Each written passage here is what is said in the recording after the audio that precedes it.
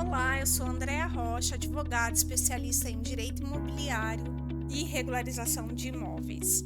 Hoje eu quero conversar com você sobre um erro muito comum e que pode te trazer prejuízos enormes lá na frente. Hoje nós vamos falar um pouco sobre quando a gente faz a aquisição de um imóvel e não leva registro. Então, antes eu vou explicar um pouquinho como que funciona o processo padrão para a compra de um imóvel. Como é isso? Você vai lá, escolhe o imóvel, faz toda a análise de risco antes, é imprescindível que seja feita a análise de risco, ok? Porque é nessa análise de risco que serão levantados se aquele imóvel está ok, se a venda é viável. Ótimo. Feito isso, você vai assinar um pré-contrato, né? Ou como a gente chama de compromisso de compra e venda. E aí nesse compromisso vai estar escrito tudo que o vendedor e o comprador acordaram. Então, qual o valor, qual a forma de pagamento, quando que o imóvel vai ser entregue, quando que vai ser feita a escritura, dentre outras coisas. Então, tudo que comprador e vendedor combinarem tem que estar escrito nesse compromisso de compra e venda, nesse pré-contrato. Ou contrato, muitas pessoas chamam de contrato. De venda e compra, de compra e venda, tanto faz. Bem, depois de feito isso, serão levantados uma documentação extensa, tanto do imóvel quanto dos vendedores, e depois de estando tudo ok, o próximo passo é ir até o cartório de notas lavrar a escritura pública da compra do imóvel, né, da aquisição do imóvel.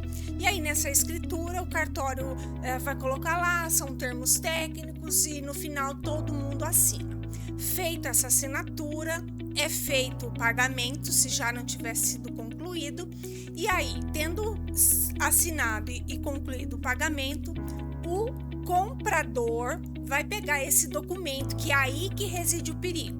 Porque muitas pessoas param nessa etapa, foi lá, pegou a escritura e guardou, e as pessoas ainda dizem, o meu imóvel está escriturado. De fato está, só que o problema é quando para no meio do caminho, e parar aí é parar no meio do caminho, porque a nossa lei brasileira determina que somente é proprietário de um imóvel aquele que tem o nome escrito na matrícula do imóvel.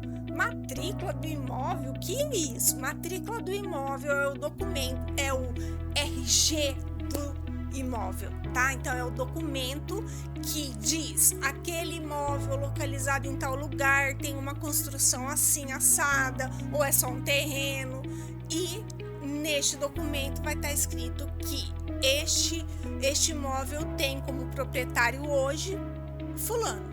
Bem, então com posse deste documento registrado, você comprou e é proprietário do imóvel. Agora, se você parou na parte da escritura do imóvel ou ainda no contrato, no compromisso de compra e venda, o risco é muito grande. Eu vou explicar por quê. A nossa lei de registros públicos, né, a lei que determina como deve ser feito os registros, no caso do imóvel, ela diz o seguinte, que a primeira pessoa que levar a registro a compra é o proprietário. Então, olha o risco. Se o vendedor agindo de má fé e percebendo que ele vendeu para você e você não registrou, ele pode fazer novamente a venda deste imóvel. E aí o que acontece? O segundo comprador, chegando no cartório, levando a registro e não tendo o seu registro lá, ele vai ter direito sobre o imóvel, ou seja, você vai perder o imóvel. Ah, doutora, mas eu paguei.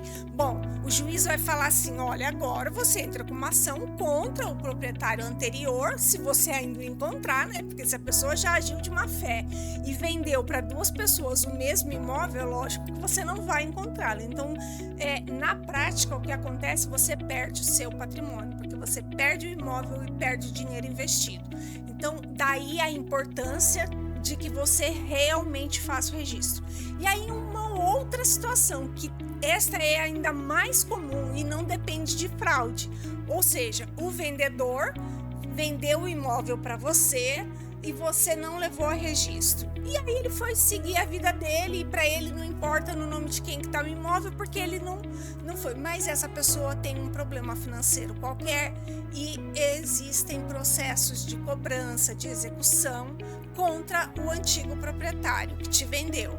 E aí, quando o juiz vai procurar patrimônio, quando o advogado da pessoa que está executando esse antigo proprietário, né, o vendedor, acha o imóvel, este imóvel, no nome do outro ainda, porque quando ele foi lá ver, falou: olha, o imóvel da rua tal que você comprou tá no nome do antigo proprietário, que hoje é o devedor. O que eles fazem? Eles vão penhorar o imóvel. E aí o que vai acontecer? Vão bater lá na sua porta, vão dizer assim: olha, esse imóvel foi penhorado e vai a leilão. O que acontece? Você vai ter que contratar um advogado correndo, correr lá no fórum, falar para o juiz assim: não, esse imóvel é meu, eu só não tinha registrado. Olha o transtorno e o prejuízo. E detalhe, se houver algum problema de tempo, porque você tem prazo para isso, se você perde o prazo, você ainda corre o risco de perder o imóvel lá na frente. Então, é extremamente importante, é imprescindível que você faça o registro da escritura na certidão de matrícula do imóvel.